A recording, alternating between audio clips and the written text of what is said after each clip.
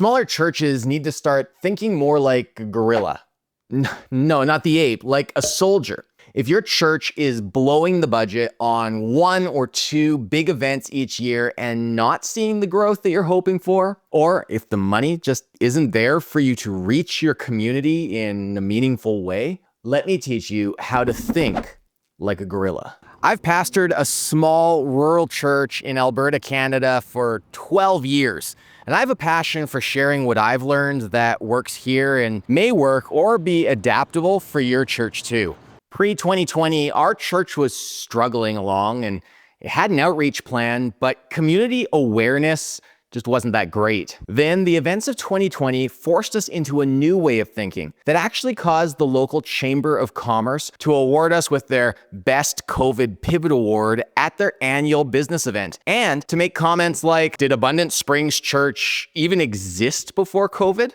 I don't think that we should need a pandemic to shift people's perspective on our churches, but that was the starting point for ours. In a moment, I'm going to share with you 5 keys to think like a gorilla and to get your church out there on a shoestring budget. But first, maybe you want to know what our church did. See, we decided that constancy was more powerful than one-offs. And what I mean by that is that we rechanneled our ministry resources into smaller but more frequent love ambushes, if you will. And we did this in all different areas of our community and to a large variety of groups. Now, your church may have done some similar things to our church during the pandemic. Maybe you had emergency and town service appreciations, grocery delivery, campaigns to help bring spending to local businesses and help keep them afloat during these hard times. But here's the key. We did these things constantly. And for that first year, we had some sort of appreciation or blessings planned every week. We also ran reverse trick-or-treats, paint splat and ice cream parties,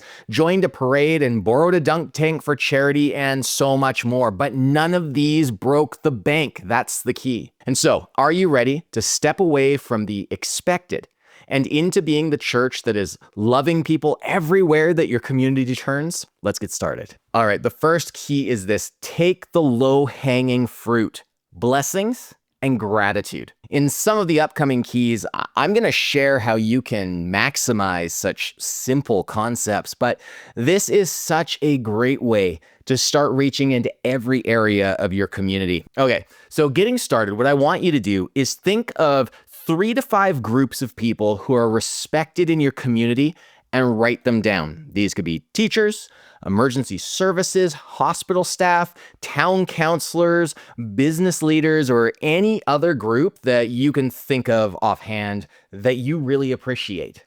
Now, just find a simple and inexpensive way to bless them. Our church has done flowers, custom A+ cookies for the teachers, as well as just donuts and coffee. Now, just keep in mind that some workplaces, such as your hospital or your police station, may not accept food because of health and safety reasons. And so sometimes flowers really are the best option. But get creative with it and leave a comment on this video with some of your favorite appreciation ideas that you've heard, that you've done, and how they worked out. Now, don't run away yet, because the upcoming keys are absolutely essential to make thinking like a gorilla work its best. Key number 2, leave a personal, Christ-centered touch. Listen, it's great to do nice stuff, but if you have the local florist just drop some flowers off with one of those tiny little cards saying, "We appreciate you from our church," that's fine. But I think there needs to be more. Firstly, a staff person or a personable church volunteer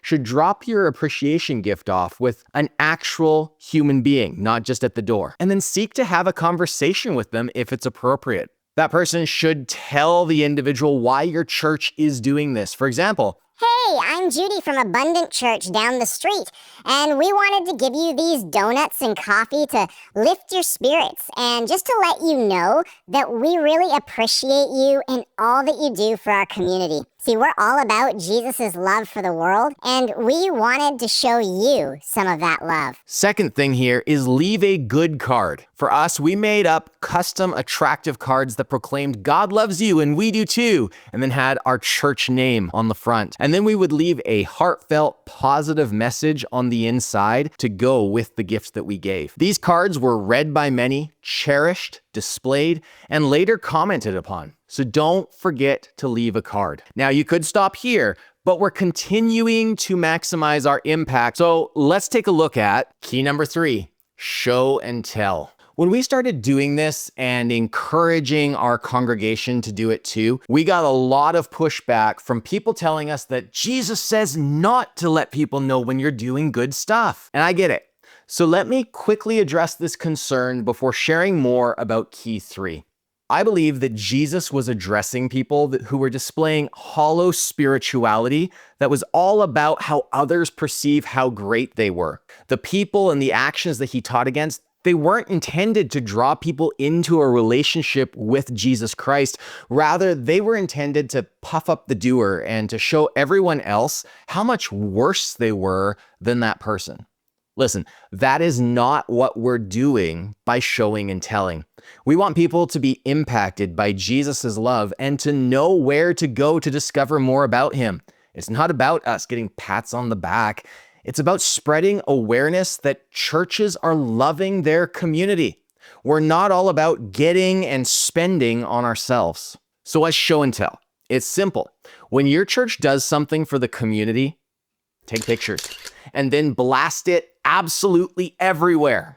In the context of these frequent blessings and gratitude gifts, ask to take a selfie with the person at the counter and include the gift that your church is dropping off in the photo. Next, make a post from your church with that photo and an explanation of what you did and why, and be sure to tag that organization in your post. Then, have your congregation share the post on their own feeds as well as on local community groups like your local community info and events Facebook group. In a culture that so often says pictures or it didn't happen, we say, okay, here you go. We're not done yet. We need to keep maximizing on what we're doing here. So it is time for key number 4, mobilize the army to work independently. Think about it. Why is it so difficult to defeat an army that's fighting guerrilla style? It's because you never know where they're going to pop up next, and they don't always fight in large groups. Thinking like a guerrilla is all about being nimble, adaptable, and everywhere frequently. As churches, we're fortunate to have 5, 20, 30, or even 100 or 200 people capable of spreading Jesus' love where they're at. And this is one of the beautiful things about thinking like a guerrilla. You are expanding your church's scope of ministry well beyond what your pastor can plan. Here's how we're going to mobilize your people to do good for Jesus.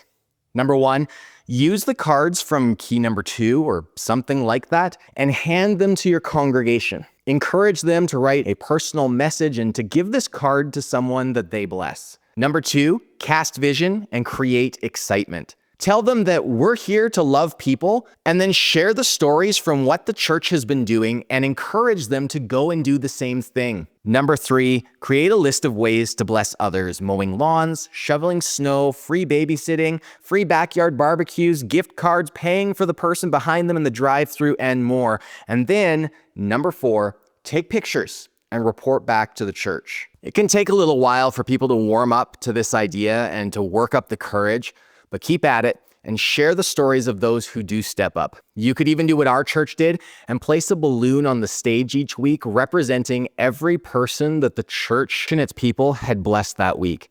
You'll be amazed at how things can grow in your church over time. Now, you may think that at this point you're done, but I have to be honest, there's one final key and it's important to remember. Key number 5, always invite them to take the next step. Now, I'm not saying that you should make a gospel pitch every time that you do good for people.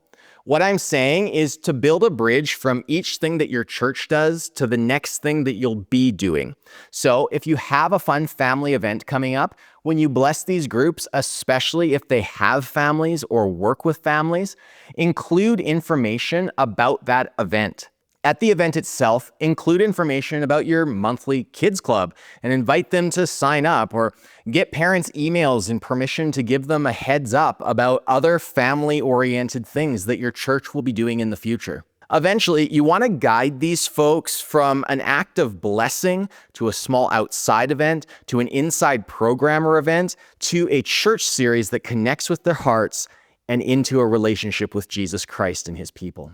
Hey, there's 5 keys for thinking like a gorilla, and the fact is, I think they just might change everything.